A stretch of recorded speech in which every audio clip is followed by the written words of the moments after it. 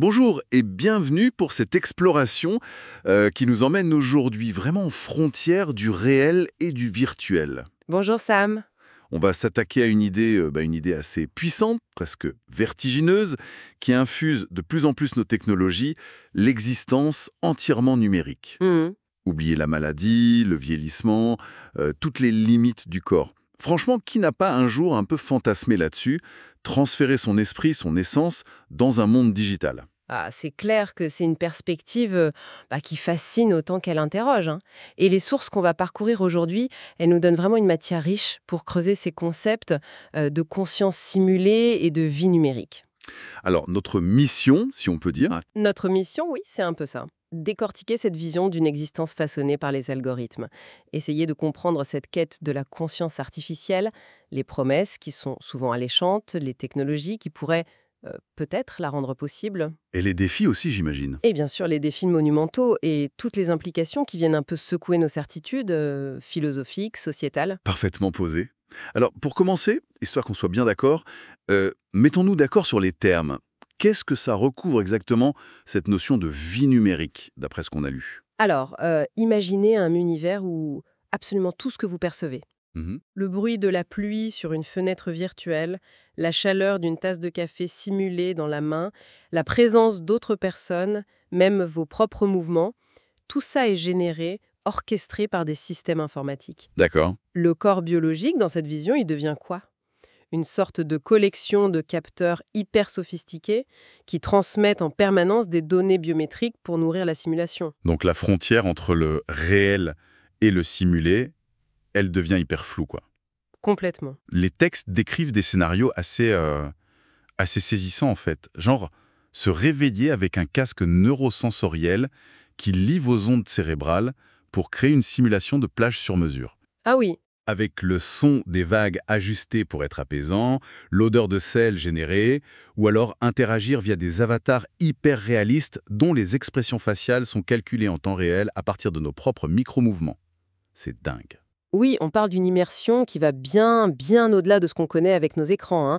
L'ordinateur ne gère plus seulement l'image et le son. Potentiellement, il gère nos signaux neurologie directs, nos émotions, nos sensations tactiles. Le corps devient l'interface ultime en quelque sorte. C'est ça. Et la présence, même sociale, se construit via des circuits, des algorithmes. Et au cœur de tout ça, il y a cette ambition encore plus folle, la conscience simulée. Ok, essayons de décomposer un peu cette idée. Il s'agirait donc de capturer l'essence de ce qui nous fait nous, les souvenirs, la personnalité, les émotions, les modes de pensée, et de transférer tout ça dans un logiciel. L'objectif final, le Graal, si on veut, ce serait de créer un avatar numérique qui ne soit pas juste une jolie marionnette, même sophistiquée, mais une entité capable de ressentir, d'apprendre, de s'adapter de manière autonome, presque comme un humain, quoi. Ouais, Mais alors là, ça ouvre une boîte de Pandore de questions fondamentales. Comment on peut seulement espérer représenter la richesse de la conscience avec du code informatique? c'est la grande question. À partir de quand on pourrait dire qu'un programme est vraiment conscient? Et les implications éthiques, c'est vertigineux, surtout sur l'identité après la mort, par exemple, hein. Les sources donnent des exemples pour rendre ça un peu plus concret, heureusement. Il y a ce scénario du docteur Lemaire, un neuroscientifique fictif, hein, Oui, oui. qui bosse pour cartographier son propre cerveau pour l'exporter virtuellement. Il espère que son double numérique continue d'évoluer après lui, ou l'idée d'assistant personnel de demain qui aurait une conscience artificielle évolutive capable d'un soutien émotionnel presque humain. C'est vrai que ça fait très science-fiction. On pense tout de suite à Black Mirror ou au roman de Greg Egan, où les personnages jonglent entre le bio et le digital. Exactement. Mais ce qui est frappant dans nos sources, c'est que ces idées, aussi folles soient-elles, elles s'appuient sur des briques technologiques qui, elles, sont bien réelles et en plein développement. Justement, parlons-en de ces technologies. La cartographie et la modélisation du cerveau, ça a l'air d'être la première étape clé, non? Absolument. Pour espérer simuler une conscience, il faudrait d'abord pouvoir lire le cerveau avec une précision incroyable. Ça passe par des techniques d'imagerie avancées, comme l'IRM fonctionnel à très haute résolution ou la microscopie à 2 photons. Des outils qui existent déjà. Oui, oui, qui existent et qui progressent. Ils nous permettent de voir les connexions neuronales à une échelle de plus en plus fine, presque aux neurones près. L'étape suivante, qui est tout aussi complexe, c'est de traduire cette carte structurelle énorme en un modèle informatique dynamique. Un modèle capable de simuler pas seulement les impulsions électriques, mais aussi toute la chimie complexe des neurotransmetteurs, des synapses. Et ces modèles, même s'ils sont pas encore complets, ils ont déjà des applications, hein. J'ai vu des exemples dans le médical. Oui, et c'est là qu'on sort de la pure spéculation. On utilise déjà des modèles cérébraux numériques, par exemple, pour tester virtuellement l'effet de nouveaux médicaments, Ah oui, d'accord. ou pour qu'un chirurgien puisse planifier une opération délicate en répétant le geste sur une réplique digitale exacte du cerveau de son patient. Ça permet d'anticiper les difficultés, de personnaliser l'approche. C'est déjà concret. Et l'intelligence artificielle, évidemment, elle est au cœur du réacteur. Mais est-ce qu'elle peut vraiment imiter la complexité de notre pensée? C'est pas un peu optimiste? C'est le grand défi. Pour qu'une conscience simulée soit plus qu'une simple imitation, il faut qu'elle puisse apprendre, s'adapter, qu'elle fasse preuve de ce qu'on appelle la neuroplasticité. Hmm.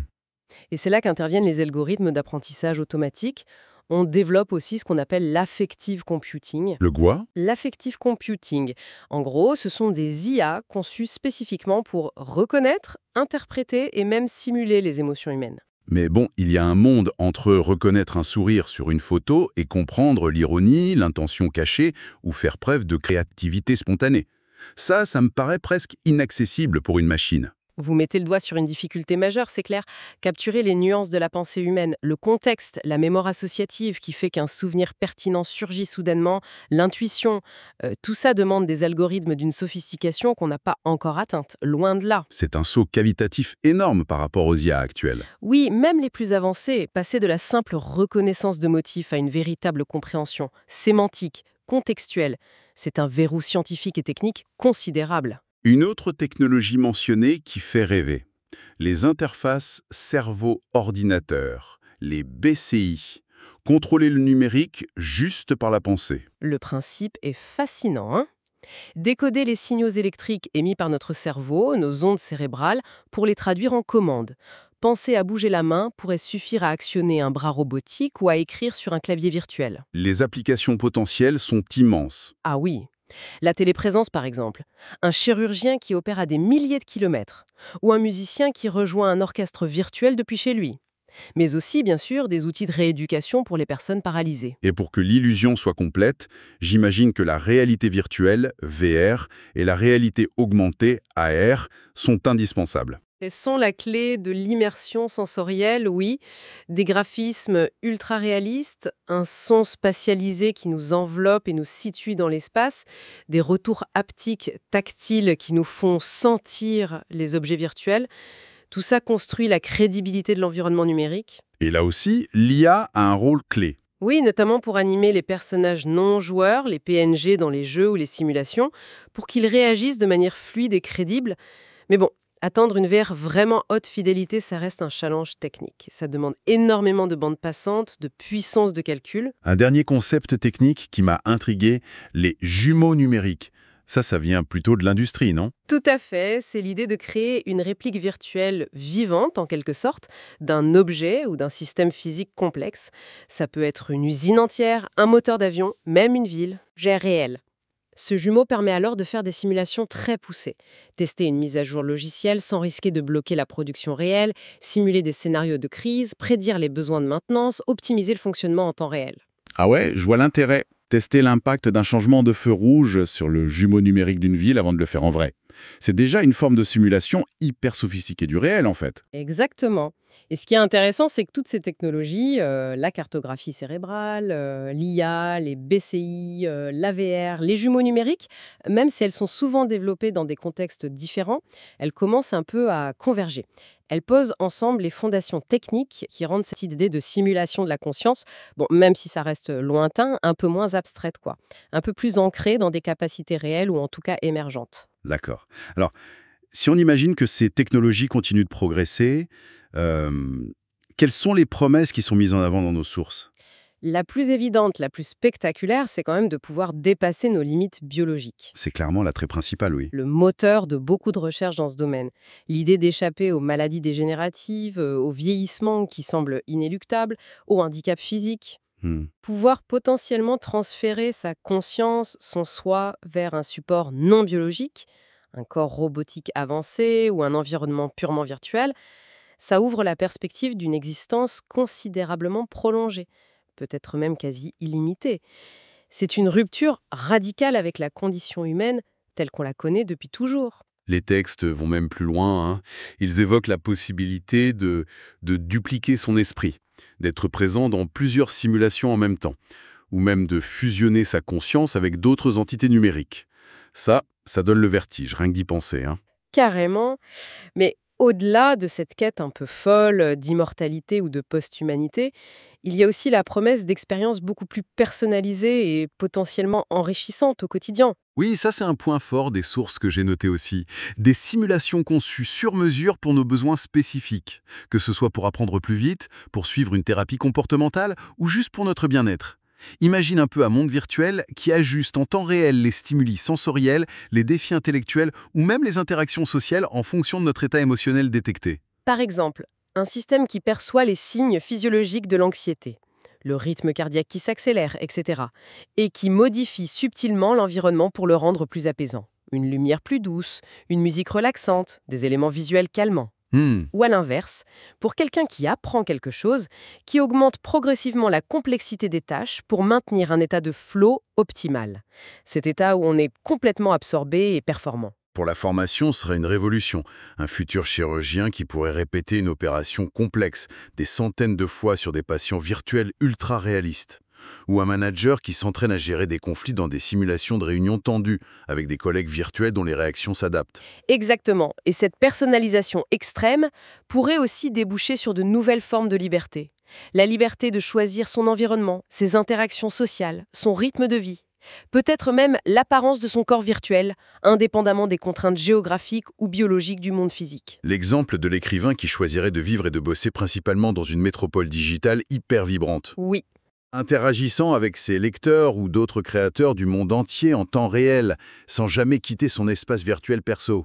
C'est assez parlant, hein. Une existence potentiellement affranchie des lourdeurs du monde matériel, quoi. et attention, il ne faut pas voir ça uniquement comme de la science-fiction lointaine. Des embryons de ces idées sont déjà là dans notre quotidien. Ah oui. Bah oui, nos assistants vocaux comme Alexa ou Siri, ce sont des tentatives encore très rudimentaires, c'est sûr, mais des tentatives quand même de simuler une compréhension et une interaction consciente.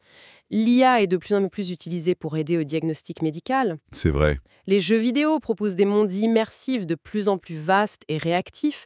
Les robots collaboratifs, les cobots, travaillent déjà main dans la main avec les humains dans certaines usines. Donc, ces exemples montrent que même si la conscience simulée, ça reste un horizon lointain, des briques technologiques s'insèrent progressivement dans nos vies. Elles nous habituent à interagir avec des formes d'intelligence ou de simulation non humaines. Le potentiel a l'air immense. Immense, oui. Mais attention, les défis et les risques le sont tout autant. Et ça, c'est l'autre face de la médaille qui est aussi abondamment détaillée dans nos sources. Alors justement, venons-y. Quels sont les murs auxquels on se heurte? Commençons peut-être par les obstacles purement scientifiques. Le mur principal, le plus fondamental, c'est qu'on ne comprend toujours pas pleinement ce qu'est la conscience. C'est fou, mais c'est comme ça. Le fameux problème difficile. Exactement, le hard problem of consciousness, comme disent les philosophes. Comment l'activité électrochimique de milliards de neurones interconnectés, comment ça donne naissance à l'expérience subjective, au sentiment d'être soi, de ressentir de la joie, de la peine. Même avec nos outils d'imagerie cérébrale les plus pointus, traduire ces schémas d'activation neuronale en états mentaux subjectifs, ça reste hors de portée. Et essayer de modéliser mathématiquement cette dynamique émergente, avec toute sa complexité, sa subjectivité, c'est un défi scientifique abyssal. Et sur le plan technologique aussi, les obstacles sont énormes, j'imagine. On parle de simuler un organe d'une complexité inouïe. La puissance de calcul nécessaire doit être astronomique, non? Au niveau neuronal, ça nécessiterait une puissance de calcul qui dépasse et de loin nos supercalculateurs actuels. Et même si on l'avait, la consommation énergétique serait complètement délirante. Ah oui, l'énergie. C'est pour ça que la recherche s'oriente vers de nouvelles architectures de puces dites neuromorphiques. Elles tentent d'imiter la structure et surtout l'efficacité énergétique du cerveau lui-même. Mais on n'en est vraiment qu'au balbutiement. D'accord. Et puis, il faut ajouter que la résolution de nos cartographies cérébrales actuelles est encore insuffisante et que modéliser finement la biochimie hyper complexe des synapses, ça reste un vrai casse-tête. Sans oublier la fiabilité de ces systèmes. Si on commence à dépendre d'IA pour des tâches critiques, une voiture autonome, un diagnostic médical vital, l'erreur peut avoir des conséquences dramatiques. C'est un enjeu crucial de robustesse et de sécurité, absolument. Comment garantir qu'une IA, aussi sophistiquée soit-elle, fonctionnera de manière fiable dans toutes les situations, même celles qu'on n'a pas prévues? Ça demande des méthodes de vérification très très rigoureuses, une approche de safety by design où la sécurité est pensée dès la conception pour éviter des défaillances ou des comportements aberrants. Et quid de la sécurité des données et de la vie privée? Là, ça devient carrément flippant. Si on numérise la conscience, on numérise nos pensées les plus intimes, nos souvenirs. Le potentiel d'abus semble effrayant. C'est un point névralgique, oui. Le risque de piratage, de vol, de manipulation ou même de surveillance de ces données, de conscience, ce serait sans précédent. Il faudrait des garanties de sécurité extrêmement fortes. On parle de cryptage avancé, comme le chiffrement homomorphe. C'est quoi ça? C'est une technique qui permettrait de faire des calculs sur des données sans avoir besoin de les déchiffrer. Un peu comme si on pouvait faire des maths sur le contenu d'un coffre-fort sans avoir la clé. C'est assez contre-intuitif, mais ça existe. Ah ouais? Ou des protocoles de preuve à connaissance nulle pour vérifier une information sans la révéler. Et bien sûr, une gouvernance très stricte de l'accès et du consentement, dans la lignée du RGPD européen, mais adaptée à cette nature de données ultra sensibles. Trouver l'équilibre entre le besoin de données pour faire avancer la recherche et la protection absolue de la sphère intime, ça va être très, très difficile. Mais même si, hypothétiquement, on arrivait à surmonter tous ces obstacles techniques et de sécurité, une question fondamentale resterait en suspens. Est-ce que cette conscience simulée, elle serait authentique ou juste une imitation bluffante? Le fameux zombie philosophique. C'est peut-être la question la plus troublante, oui. Comment distinguer une simulation parfaite d'une conscience réelle? Est-ce qu'il y aurait une lumière intérieure, une expérience subjective dans la machine, ou juste un jeu d'algorithmes très sophistiqué qui mime des comportements humains? Le risque, c'est de créer des entités qui paraissent humaines, mais qui seraient dépourvues de sens moral. Exactement. Incapables de comprendre réellement la valeur de leurs actions. Certains chercheurs réfléchissent à intégrer des mécanismes de feedback interne où l'IA évaluerait sa propre cohérence, ou même des sortes de codes de conduite philosophiques intégrés. Mais bon, prouver l'authenticité de la conscience, ça reste un défi conceptuel majeur. Ce qui nous plonge direct dans les abysses philosophiques, la nature même de l'identité. Si je transfère ma conscience dans un ordinateur, est-ce que c'est toujours moi ou juste une copie? Et qu'en est-il du libre arbitre pour une IA, de sa responsabilité morale? Quel statut juridique on donne à ces entités numériques si elles deviennent conscientes? Et puis, quelle valeur on accorderait encore à notre expérience biologique, réelle, si une simulation parfaite était possible? Ça touche aussi à cette hypothèse de la simulation de Nick Bostrom. Ah oui, l'idée qu'on serait peut-être déjà dans une simulation. Voilà. Si de telles simulations sont possibles, il est statistiquement probable qu'on soit déjà dans une d'elles. Bon, ça ébranle nos conceptions les plus ancrées sur la réalité, l'identité, le sens même de l'existence humaine. C'est vertigineux. Et il ne faut pas oublier l'impact environnemental. C'est souvent le grand absent de ces discussions futuristes, j'ai l'impression.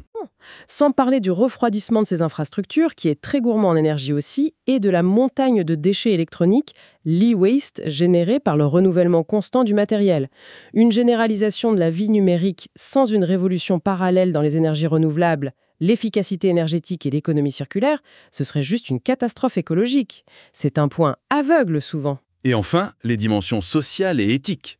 Le risque d'une société encore plus inégalitaire, avec les augmentés d'un côté et les autres non. C'est une préoccupation centrale, oui. Qui aurait accès à ces technologies potentiellement très coûteuses? Comment on évite une fracture numérique abyssale? Il y a un besoin criant d'anticiper et de mettre en place des cadres juridiques et éthiques solides pour encadrer ces développements. Pour gérer les nouveaux rapports de pouvoir. Oui, préserver un minimum de cohésion sociale et nous protéger contre les risques de manipulation algorithmique ou de marchandisation de la conscience elle-même, parce que ça, c'est aussi un risque. Avant de conclure, peut-être un rapide retour en arrière. Cette idée un peu folle de conscience numérique, elle ne sort pas de nulle part. Elle s'inscrit dans une longue histoire, non ? Effectivement, ce n'est pas une génération spontanée. On peut voir ça comme l'aboutissement, ou en tout cas une étape logique d'une longue trajectoire humaine qui vise à mesurer, communiquer, calculer et finalement simuler le monde et l'esprit. Ça commence avec les premiers outils pour quantifier le temps, l'espace. Le cadran solaire, le télégraphe. Voilà. Puis la formalisation de la logique par des gens comme Boole qui a montré qu'on pouvait représenter le raisonnement par des symboles. Ensuite, des visionnaires comme Babbage et surtout Turing ont imaginé et théorisé des machines capables d'exécuter ces raisonnements logiques. Les calculateurs, puis les ordinateurs universels. Puis l'invention du transistor, du microprocesseur, qui ont rendu ces machines exponentiellement plus puissantes, plus accessibles. Et l'architecture de von Neumann, qui est toujours la base de nos ordi aujourd'hui. Exactement. Et en parallèle, le domaine de l'intelligence artificielle a émergé, avec les premières tentatives de créer des programmes intelligents, comme Logic Theorist ou ELIZA, jusqu'au réseau de neurones profonds qu'on a aujourd'hui. Et le web, les jeux en ligne. Oui, le web a créé un espace d'interaction planétaire. Les jeux en ligne massivement multijoueurs ont montré qu'on pouvait passer une partie significative de sa vie dans des univers virtuels. Et la VR cherche à rendre ces univers encore plus tangibles. Tout ça, ça a préparé le terrain, culturellement et technologiquement, pour qu'on puisse envisager sérieusement de simuler non seulement des processus, mais peut-être un jour l'esprit lui-même. Très cas. Bon alors, si on essaie de synthétiser un peu cette exploration assez dense, la conscience simulée et la vie numérique, ça reste en grande partie de la science-fiction aujourd'hui, on est d'accord. Mais ce n'est plus juste de la science-fiction. C'est ça. Ça s'appuie sur des avancées technologiques bien réelles et ça soulève des questions absolument fondamentales sur notre avenir. C'est tout à fait ça. Et on voit déjà des fragments de cette vision émerger dans notre quotidien. Nos interactions avec les IA, les jumeaux numériques dans l'industrie, l'immersion croissante des mondes virtuels. Il y a cette tension constante, d'un côté, des promesses qui semblent presque illimitées, transcender nos limites, accéder à de nouvelles formes de connaissance, de liberté. Et de l'autre, un mur de défis absolument colossaux. Techniques, scientifiques, mais aussi éthiques, environnementaux, philosophiques et sociaux. Le chemin, s'il est seulement possible, sera incroyablement complexe et potentiellement dangereux. La trajectoire qu'on prendra, elle dépendra énormément des choix qu'on fera collectivement, de notre capacité à anticiper les risques et à guider ces technologies avec sagesse, avec éthique. La réflexion et le débat public sont vraiment essentiels pour éviter que cette quête ne nous mène vers une dystopie. Absolument.